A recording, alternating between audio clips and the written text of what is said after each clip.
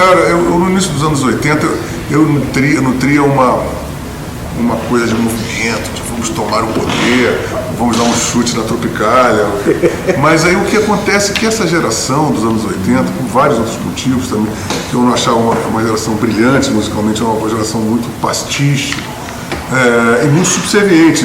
O próprio Cazuza era fã, falava assim, Cazuza, você não pode ser fã do Caetano, não é tiete do Gilberto Gil, cacete, você é um compositor, um grande compositor, você não pode, e esses caras têm o péssimo hábito de apadrinhar, eles são coronéis, eles vão te tratar mal, eu não sei o quê. O Cazuza entrou nessa, o cara do RPM também, com os ombros bonitos, o Caetano falou assim, o que você tem de melhor no Paulo Ricardo? Os ombros, ele tem os ombros. Aí o cara ficou todo feliz, botou a camisa regata e foi cantar Londolon lá do Caetano. Pô, eu falei, cara, não pode. Então eu fui ficando, aí morre o Júlio, aí morre o Cazuza. A Blitz era uma banda que eu tinha o maior carinho. Eu acho o Evandro um dos grandes compositores. O nosso Moreira da Silva, ele é um rei do samba de break, né? Ele sabe fazer. Eu sempre achei a maneira dele fazer música sensacional e tenho um maior carinho pelo Evandro, sabe? Eu tive uma pena de sair da Blitz, mas eu não podia ficar porque minha veia de composição não tinha nada a ver com a dele.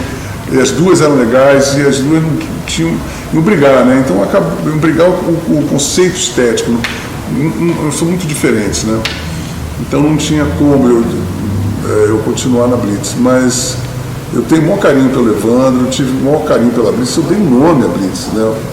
Então eu me sinto padrinho da banda de uma maneira ou de outra. Quanto aos outros, eu nunca, exceto o Cazuza na minha geração e ao Roger, que eu até gravei fora, exceto o Lulu e o Rich. Eu gravei Menina Veneno todo o disco, né? Disco. Que fizeram parte da minha banda dos anos 70, o Vima, né? Tocando batera. A Marina também, né? No início dos anos 80 eu tocava com a Marina, com o Lulu, com o Rich, com a Gangue e com a Blitz. Então eu estava ali no meio do estouro, antes dessas bandas dos anos 80 aparecerem. Apareceu logo depois os Titãs, o Kid de Abelha, apareceu o Legião, o Paralamas, apareceu isso já 3, 4 anos depois. A gente já está na cena dos anos 80, né?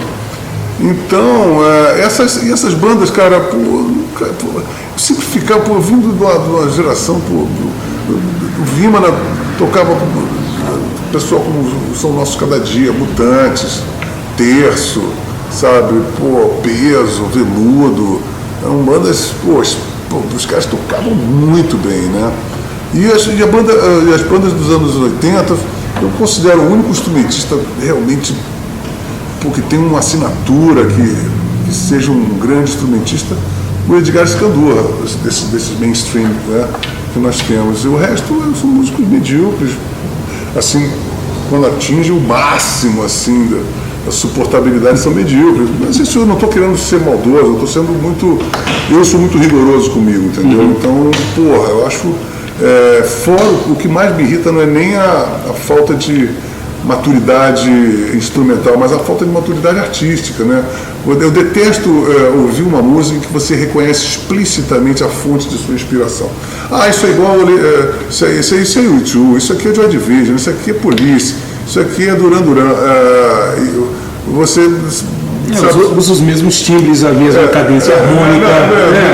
Então isso, depois muito contra o rock and roll dos anos 80. E talvez, além das mortes, né, prematuras de pessoas que eram os tops de linha da situação, que era o Júlio Barroso, o Cazuza, o Renato Russo, a Cássia, a Hélia, esse foi um dos pontos fatais. O outro foi as músicas serem mal tocadas, todas copiadas. Quando não eram de fora, o Cabeça de Dinossauro era todo copiado dos Inocentes, né, todo mundo sabe. Então era uma chupação e sempre tinha aquelas coisas, o Brasil tá legal. Então o rock tem que ter uma arrogância. Como os Beatles queriam ser os melhores do mundo, eles moravam na casa da mãe Joana em Liverpool e não queriam ser melhor, não tinha nem cultura de rock na Inglaterra. Aqui não, os caras acham, para aqui tá legal, vai dar pro gasto. Então quando eu falo dos anos 80 para mim, eu tenho esse bode, fora a péssima qualidade de gravação, nos impunham os mesmos produtores, que eram invariavelmente o Liminha ou o Marcelo Susequim, que na verdade faziam inevitavelmente o som ficava, esse som é do Marcelo, esse som é do Liminha, e os dois são bons instrumentistas, são excelentes instrumentistas, diga-se de passagem. Um baixista e outro guitarrista. Na verdade, os dois tocam baixo, os dois tocam guitarra. É que eu vi o Susequinde tocando guitarra com essa. Não, ele é guitarrista, excelente guitarrista, agora ele toca baixo pra cacete. Essa eu nunca tinha visto. Sabe, e o Liminha é a mesma coisa, toca baixo, é um dos maiores baixistas que eu já ouvi tocando, e toca guitarra pra dedéu. Um grande guitarrista. Então tem isso, né? Então eram dois caras oriundos de bandas lendárias, o Liminha dos Mutantes e o Marcelo da Bolha. Né? Antes do Ervador, ele foi guitarrista da Bolha, substituiu o Pedrinho, né? Lenda viva Pedrinho da Bolha, The Bubbles, né? Na época. Então, assim, esses caras, como era nos anos 70, tinha esse. Por exemplo, o Lulu Santos é outro cara que é dos anos 70, você vê que o playing dele, ele é um guitarrista exuberante. Ele poderia render, se ele tivesse afim, elevar o nível musical, porque ele quis fazer uma coisa pop, preta porteira, né? Mas se ele quisesse arrebentar a boca do balão, ele tem lastro para isso, né? Eu também gosto muito do Lulu, tenho ele como meu irmão, mas acho que ele poderia ter sido mais arrojado, mais criativo, eu sei que ele é capaz de fazer, mas eu não acho exatamente uma coisa de bom gosto, assim, o que ele faz, assim, o que ele realizou até agora, né? Mas ele é um grande músico, ele é diferente desses outros aí que sabe tocar, o baterista não mantém o tempo, uns caem no andamento, outros aceleram, sabe? Isso é um fator de imaturidade musical. Agora, tivemos grandes letristas, né? Você tive o Cazuza, o Renato foi um grande letrista, o Roger, um grande letrista. O Roger é nosso Adoniran Barbosa, né? A gente somos inúteis, é uma coisa. Somos inúteis. O Adoniran Barbosa protopunk. E eu acho que o material dessa rapaziada, tem coisas do Titãs nessa época que também são legais. E tem o Violeta de Outono, que é uma das melhores bandas. Tem os Picassos falsos, tem os que não foram tão Alfinis África. São bandas que eu considero bastante interessantes, bem mais interessantes do que as que fizeram mainstream, com toda certeza. E não foi de graça que houve essa derrocada, porque não tinha uma qualidade, né? Não tinha uma originalidade. Antes de mais nada, não era uma coisa original, como os Mutantes. Você ouve o disco dos Mutantes até hoje, é original em qualquer lugar. É sensacional. Você vê a Balada do Louco, Vida de Cachorro, você vê Top Top. Porra, que isso? Os caras são malucos, sabe? Mesmo na fase em que eles ficaram mais yes, né? Você tem uma pegada muito original. Isso não aconteceu durante os anos 80, né? E por isso é que eu vejo a minha aflição, eu sou muito grato à minha insatisfação, porque eu mesmo, eu caí meio de paraquedas, eu nunca queria ser cantor, nunca quis ser guitarrista, tocava violão clássico e era baterista mesmo. Então a Marina me jogou ali naquela coisa. Eu passei uns 10 anos insatisfeito, infeliz, fazendo discos, não sabia muito bem o que eu estava fazendo, estava indo naquela esbórnia, muita droga, sexo e rock and roll. E os discos saíram fora do meu controle. Tem músicas boas? Tem músicas boas, mas agora a gravação é abaixo da crítica, os arranjos saíram fora do controle, geralmente, né? Os timbres, o Vida Bandida tem um timbre horroroso, todos têm um timbre horroroso, o rock and roll tem um timbre horroroso, sabe? Pô, e me chama, se você for ouvir a gravação da bateria, o cara que gravou estava bêbado, esqueceu de ligar o microfone dos pratos. Então só tem um vazamentinho. É um vazamento. Eu falei, porra, bicho, qual é, rapaz? Então, esse era o nível da coisa. E agora, esta insatisfação, de repente eu falo assim, pô, mas essa é minha discografia, é isso? Eu vim para o mundo fazer isso? Então, quando terminou os anos 80, eu tive um acidente grave na minha mão que paralisou tudo. Eu aproveitei e voltei a tocar violão clássico. Estudava 14 horas por dia, passei 4, 5 anos tocando. E aí eu comecei a produzir uma nova safra de canções que foi a Nostalgia da Modernidade. A partir daí é que eu virei um compositor maduro e, pô, agora eu vou começar a trabalhar. E aí fiz um bom disco, o Nostalgia já é um disco adulto, né? Tem o Noite, que é um disco que eu tenho o maior carinho, o repertório é fantástico. Aí vem A Vida é Doce, que mesmo me chamando de maluco, que eu vou fazer música em banca de jornal, sei que vendeu 100 mil cópias e foi eleito um dos 50 maiores discos de música popular brasileira de todos os tempos. Primoroso, diga-se de passagem. É um disco que tem um repertório muito bom. Depois eu fiz um ao vivo, que foi a minha estreia como guitarrista, com Power Trio, que foi o Odisseia, 2001, Odisseia no Espaço, no Universo Paralelo. Que é um disco muito bom, assim, um disco ao vivo, uma pegada de Power Trio, né? Pancada mesmo. Né? Pancada, e aí vem Canções da Noite Escura, que eu já começo a esboçar, a tocar, toquei as baterias quase todas, toquei as guitarras, já fiz solos, coisas que eu não fazia, nunca tinha solado, assim, tinha solo tudo veludo, mas um solo muito econômico, né? E aí eu comecei a timbrar mais a guitarra, comecei a entrar mais no universo do guitarrista a partir de Canções, em 2005. E aí eu comecei a mexer em computador em 2004. E aí, então eu comecei a usar Reason, Live. Aí quando eu fui para São Paulo, em 2008, eu comecei a usar o Pro Tools, aí não sabia se eu usava Logic, o Pro Tools. E fiquei nessa, aí eu produzi Das Tripas Coração, Song for Sampa, que eu fiz os esboços que eu fiz nesse disco atual, mas ainda com as placas bem inferiores, o som é bem mais granulado, mas é uma bela música, uma das músicas que eu considero top de linha minha, é o Das Tripas Coração. O arranjo é muito legal, mas tinha essa coisa, ainda era uma coisa que eu considero amadora. E aí veio esse disco que realmente coroou um processo que eu com o Giovanni, a gente está fazendo cursos de gravação, e eu acho que o próximo disco então vai sair muito mais interessante. Mas porrada, amigo. Bom, para a gente terminar o nosso papo, me conta uma história engraçada desse livro, a tua autobiografia. Pois é, rapaz, esse livro ele agora foi a Nova Fronteira cedeu os direitos para a Record, e a Record comprou, e o Andreasa, meu editor atual, ele falou, vamos lançá-lo agora em 2015, né? E ele queria que eu fizesse alguns capítulos suplementares para inserir. Na verdade, eu perdi um HD, que eu tinha mais de 900 páginas de histórias, né? Vai virar filme? Olha, é o seguinte, o cara que comprou o direito vai expirar o prazo.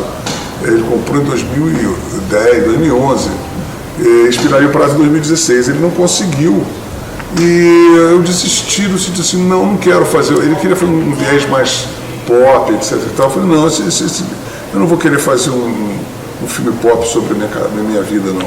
Eu vou aguardar, se tiver que fazer alguma coisa, eu quero fazer uma coisa artística mesmo, séria. É claro que um livro nunca se reproduz fielmente o que vai fazer um filme, né?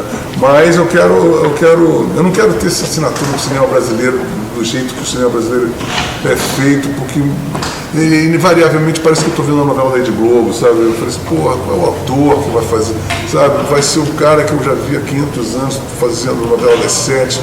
Isso me dá uma certa... Eu não gosto de ver o ator de novela fazendo cinema, porque parece que ia ser novela, cara. Desculpa, mas sabe, é um cacuete que, ainda mais agora que as novelas têm película de filme, fica pior ainda, porque quando eu gostava de ouvir, eu nunca mais ouvi novela, eu fiquei deprimido, porque agora fica muito pior, porque agora tem uma linguagem mais nobre e a coisa fica mais vagabunda, né? Então, só por esses motivos todos, eu falei, não, eu não vou renovar o contrato com ele, não. Eu tinha, inclusive, uma reunião ontem com esse cara, mas eu ia dizer assim para ele, ó, sabe de uma coisa, eu não vou fazer filme, agora não vou fazer. E é isso. Aí o que aconteceu? Esse suplemento que o cara me mandou fazer, eu falava, eu não posso fazer porque eu estou gravando meu disco, etc e tal. Eu estava super aprendendo coisas e gravando. Ele falou, pelo amor de Deus, passa uma semaninha, você faz 3 capítulos, cara. Uma semana, você... Aí como você vai fazer um regime, eu falei, numa segunda-feira eu vou começar. Aí eu fui para o meu estúdio, fui lá, falei, eu olhava para o experimento com dor, sabe? Aí eu me lembrei de uma história que foi justamente quando terminou esse falei, vai ser uma continuação, quando terminou isso, foi quando em virtude de todas as catarses emocionais que eu vivi, porque você faz um psicodrama, fazer um livro, você conta toda a sua vida, todas as suas loucuras, todas as suas relações, da maneira que eu me propus a fazer. Eu fiquei numa catarse. E aí fiquei a coisa do relacionamento dos meus pais, ambos se mataram, diga-se de passagem, e me foi me dando um carinho especificamente pelo meu pai. Aí eu peguei a tal da viola caipira, falei, vou ver se eu faço alguma coisa. Eu pensei, porque a viola caipira ela te induz pela afinação a fazer aquela coisa meio modal, meio nordestina.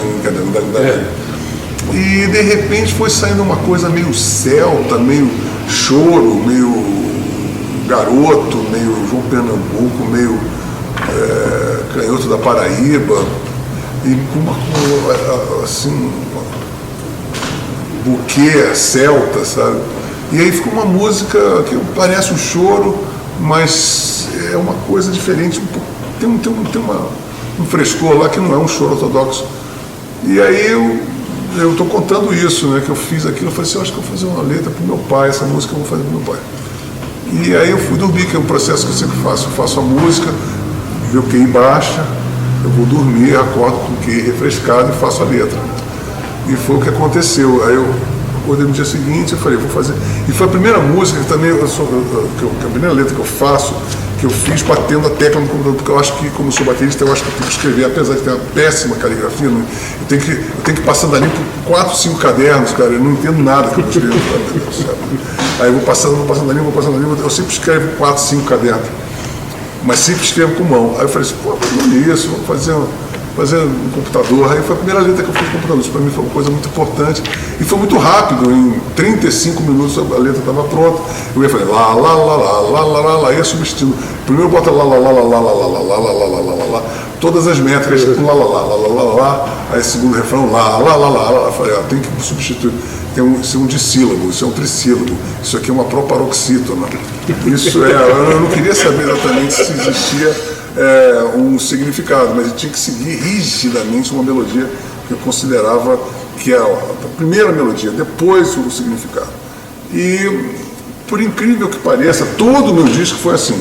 Surgiram as melodias e eu tinha aquele trabalho rigoroso de colocar alguma coisa que não ofendesse a métrica, que cumprisse a métrica e tivesse uma sonoridade.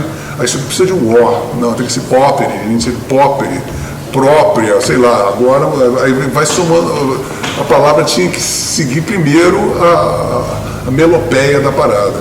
E não é que o engraçado, as letras saíram muito bonitas e eu considerei uma psicografia através da melodia, porque a melodia foi me doando subsídios para que houvesse um significado.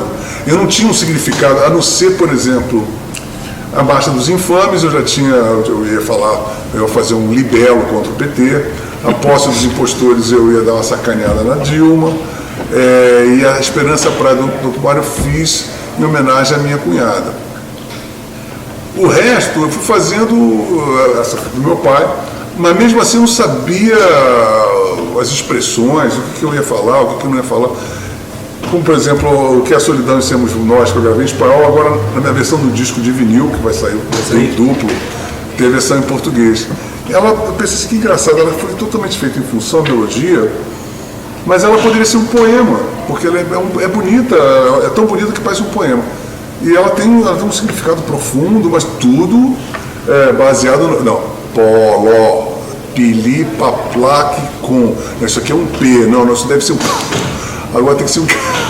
Agora tem que um... Aí eu tinha que seguir qual é a palavra que eu tenho que botar. E é engraçado que através desse método vai surgindo uma música, uma poesia, uma letra com um significado profundo, filosófico. E eu achei isso sensacional, porque eu não estava dando muita importância, assim, fazer um rap-cabeça. Não tinha essa onda, mas ficou cabeça. Gente, é tanta história que se a gente ficar aqui contando, a gente não para mais. Leiam esse livro. Leiam o Manifesto. Manifesto do Nada na Terra do Nunca. Que nunca ficou tão... Ele foi... Eu quero só dizer... Ele ficou mais atual agora, foi lançado em 2013, porra, e agora as pessoas estão achando ele mais plausível de se...